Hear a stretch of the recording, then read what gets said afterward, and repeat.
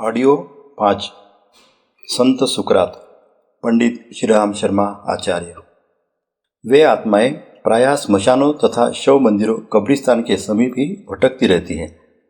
अनेक लोग कहा करते हैं कि हमने उनको प्रेत की आकृति में वहाँ देखा है। यह निश्चय है कि जो आत्माएं अपने स्वार्थी और निकृष्ट पूर्व जीवन के कर्मों का फल भोगने के लिए इस प्रकार के स्थानों में भटकती रहती है, वे सज्जन मनुष्यों की नहीं, दुर्जन मनुष्यों की भी होनी चाहिए।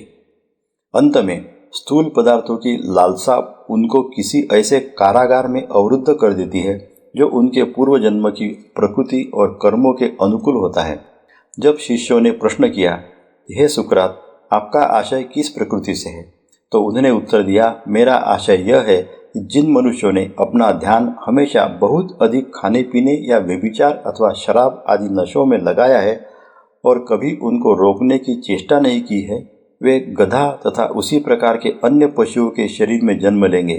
और जिन मनुष्यों ने अधर्म, अत्याचार तथा हिंसा का मार्ग अपनाया है, वे भेड़िया, शेन, बाज पक्षी अथवा गिद्धों की योनि में जन्म लेंगे। हम अन्य किसी उत्तम योनि में उनका जन्म कैसे मान सकते हैं? कुछ मनुष्य इनकी अपेक्षा अधिक भाग्यवान होते हैं, पर सबसे अधिक भाग्यवान वे ही होते हैं जिन्होंने नगर संबंधी और समाज संबंधी शील सदाचार का आचरण किया है। उन शीलों का नाम है संयम और धर्म। इन प्रवृत्तियों का आचरण दर्शन शास्त्र और ज्ञान की जानकारी के बिना भी हो सकता है। ऐसे व्यक्ति उत्तम योनियों में, विशेषतः सज्जन और श्रीमान व्यक्तियों के घर में ही जन्म लेते हैं। पर जिस मनुष्य ने तत्व विद्या, दर्शन और ज्ञान का अध्ययन नहीं किया है और जो इस लोक से प्रयाण करते समय पूरा शुद्ध नहीं हो गया है, वह देवताओं के साथ रहने का अवसर नहीं पा सकता। यही कारण है कि तत्व विद्या के आराधक देह की समस्त वासनाओं से विरक्त रहते हैं, उनका निरोध करते हैं और उनके वशीभूत होना स्वीकार नहीं करते। इस प्रकार जो लोग अपने परिवार, संपत्ति और सामाजिक भोगों की चिंता न करके अपनी आत्मा की ही चिंता करते हैं और शरीर को सुखी बनाने के लिए उसकी बहुत सेवा शुश्रूषा में ही अपना सारा ध्यान और शक्ति नहीं लगा देते, तो वे मरने के बाद स्थूल जगत के मार्ग से भिन्न अन्य मार्ग द्वारा प्रयाण करते हैं और उस स्वरूप को प्राप्त करते हैं जो बोधिमय और अदृश्य है। इस प्रकार सुकरात ने 3 प्रकार के उत्तम, मध्यम और अधम व्यक्तियों का वर्णन किया है। सबसे नीचा दर्जा उन लोगों का है जो संसार के भोगों में ही सर्वथा आसक्त रहते हैं और इसके लिए भले बुरे किसी भी उपाय को अपनाने में संकोच नहीं करते। ऐसे लोग मरते समय भी उन विषयों का चिंतन नहीं छोड़ सकते, इसलिए उन्हीं योनियों में जाते हैं जिनमें इन प्रवृत्तियों की अधिकता होती है। दूसरा दर्जा उन लोगों का है जो सांसारिक भोगों को भोगते हैं पर धर्मानुकूल मार्ग से। वे दूसरों के हित अहित का भी ध्यान रखते हैं, उनको भी अपनी तरह सुखी देखना चाहते हैं और इसलिए परोपकार युक्त जीवन व्यतीत करते हैं। वे पुनः उत्तम मनुष्यों के घरों में जन्म लेकर आगामी प्रगति का अवसर प्राप्त करते हैं। तीसरा दर्जा उन लोगों का है जिन्होंने इस स्थूल जगत तथा नश्वर देह की असारता को समझ लिया है और इसकी माया ममता को त्याग कर अपना ध्यान केवल परमार्थ की ओर लगा दिया है। वे सांसारिक सुख दुख की परवाह नहीं करते और जैसी भी स्थिति में रहना पड़े उसी में पूर्ण संतुष्ट रहते हैं। इसलिए अंतिम समय में भी वे समस्त सांसारिक पदार्थों और अपनी स्थूल देह से भी उदासीन रहकर अदृश्य या स्वर्गीय स्थिति को प्राप्त होते हैं। सुकरात का उपयुक्त कथन पूर्ण रूप से हिंदू धर्म के अनुकूल है। इस सिद्धांत का अक्षर और अक्षर विभाग में विवेचन करते हुए भगवान कृष्ण ने कहा है, यम यम वापि स्मरं भाव त्यजत्यन्ते कलेवरम तम तमेवेति कौन्तेय सदा तद्भाव भावितः। यम यम वापि स्मरन् भावं त्यजत्यन्ते कलेवरम तम तमेवेति कौन्तेय सदा तद्भाव भावितः। गीता 8.6। अभ्यास योग युक्तेन चेतसा नान्यगामिना परमं पुरुषं दिव्यं याति पार्थानुचिंतयन्। गीता 8.8। अर्थात जो मनुष्य सदा जिस रंग में रंगा रहता है वह अंत में भी उसी भाव का स्मरण करता हुआ शरीर त्यागता है और उसी भाव में जा मिलता है। जो मनुष्य अभ्यास की सहायता से चित्त को दूसरी ओर नहीं जाने देता और उसे स्थिर करके केवल दिव्य पुरुष का ध्यान करता रहता है तो वह मनुष्य उसी में जा मिलता है। यह निश्चय हो गया है कि अब से 5-7 हजार वर्ष पहले भी मिस्र और फिलिस्तीन आदि देशों का भारत से संबंध था और कुछ वैदिक धर्मानुयायियों ने विदेश गमन करके उन दूर देशों में अपनी बस्तियां बसाई थी। उनके द्वारा भारतीय धर्म के सिद्धांतों का वहाँ भी प्रचार हो गया और वहाँ के अन्य निवासी भी कुछ परिवर्तित रूप में उनको मानने लगे। एथेंस के निवासी जिस ज्यूस देवता की पूजा करते थे वह विद्वानों के कथनानुसार वैदिक धर्म के देवस आकाश अथवा सूर्य का ही बदला हुआ रूप था। ज्यूस का आशय सूर्य देवता से ही था। वैदिक धर्म में भी परमात्मा का दृश्य रूप सूर्य को ही माना गया है और उसी की विवस्वान, पूषा, इंद्र आदि के नामों से उपासना की जाती थी। इसलिए यदि सुकरात आत्मा के अस्तित्व और कर्म सिद्धांत के अनुसार जीवात्मा की सद्गति या दुर्गति के सिद्धांत को समझकर उसका प्रचार करने लगा तो यह भारतीय धर्म का प्रभाव ही माना जा सकता है। मृत्यु का स्वागत।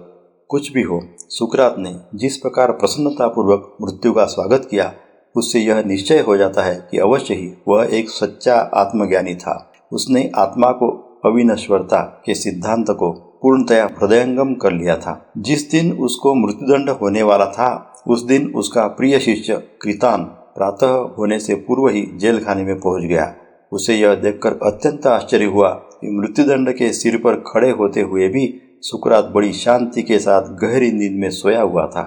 यह बात उसकी समझ में नहीं आई कि जिस व्यक्ति को आज विष का प्याला पीकर सदा के लिए संसार से चला जाना है वह इस प्रकार निश्चिंत होकर कैसे सो सकता है।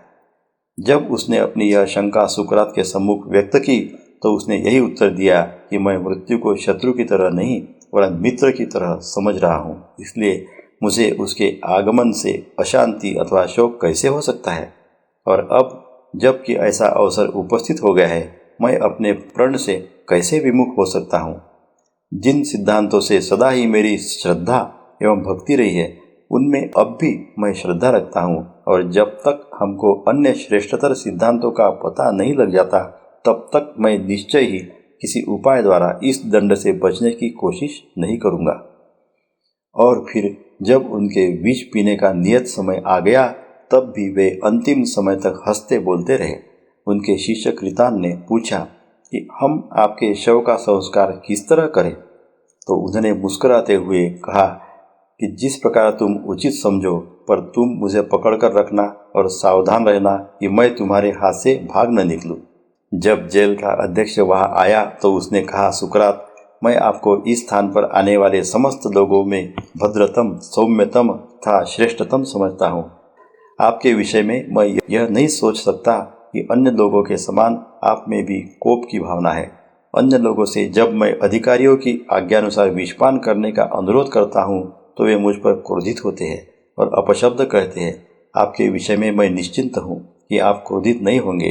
अब मैं कहता हूँ कि आपकी यात्रा शुभ हो और भावी का जो विधान है उसे आप धैर्यपूर्वक सहन करें। यह कहते हुए उसका गला भर आया, नेत्रों में आंसू छलछलाए और वह मुंह फेरकर बाहर चला गया। सुकरात ने कहा, तुम्हारी शुभकामनाओं के विनिमय में तुम्हें अपनी शुभकामना देता हूँ, विष का प्याला भेज दो। फिर उसने अपने मित्रों से कहा, कैसा अच्छा मनुष्य है यह। जब से मैं इस कारागार में आया हूँ तब से नित्य ही मुझसे मिलने आता है और इसका व्यवहार यथासंभव सज्जनोचित रहा है। जब विष का प्याला आया तो उन्होंने बड़ी तत्परता और प्रसन्नता से उसे होठों से लगाकर स्वाभाविक ढंग से पी लिया। अभी तक उनके मित्र किसी प्रकार अपने पर संयम रखे थे। जब उन्होंने उनको विष पीते देखा और प्याला खाली हो गया तो वे धैर्य धारण नहीं कर सके। कृतान और एक अन्य मित्र मुंह ढककर आंसू बहाने लगे, पर अपालो दोरास आर्तनाद करके रोने लग गया, जिससे अन्य दोनों का भी धैर्य छूटने लगा। उस समय एकमात्र सुकरात ही पूर्ण शांत और अचल थे। उन्होंने कहा, यह विचित्र आर्तनाद कैसा है। मैंने स्त्रियों को तो इसीलिए बाहर भेज दिया था कि वे यहाँ किसी प्रकार का अशोभन आचरण न करने लगे, क्योंकि मैंने सुना है कि मनुष्यों को शांति के वातावरण में मरना चाहिए। तो तुम भी शांत हो जाओ। क्या आज तक मैंने तुमको संसार की असारता और आत्मा की अमरता का जो उपदेश दिया है उसका यही प्रभाव है। सुकरात की दृढ़ता को देखकर और उनका आदेश सुनकर सब लोग संकुचित भाव से चुप हो गए। विष का प्रभाव धीरे धीरे बढ़ता गया और सुकरात भूमि पर लेट गए। उनके अंतिम शब्द ये थे, कृतान, मैं आइस्कुलेपियास, यूनान का एक देवता, को एक जीवित कुक्कुट भेंट देने की मानता मानी थी, पर अभी तक उसे पूरा न कर सका। क्या तुम मेरे इस ऋण को चुकाने का ध्यान रखोगे? कृतान ने कहा, ऋण का परिशोध हो जाएगा, क्या और कोई बात है?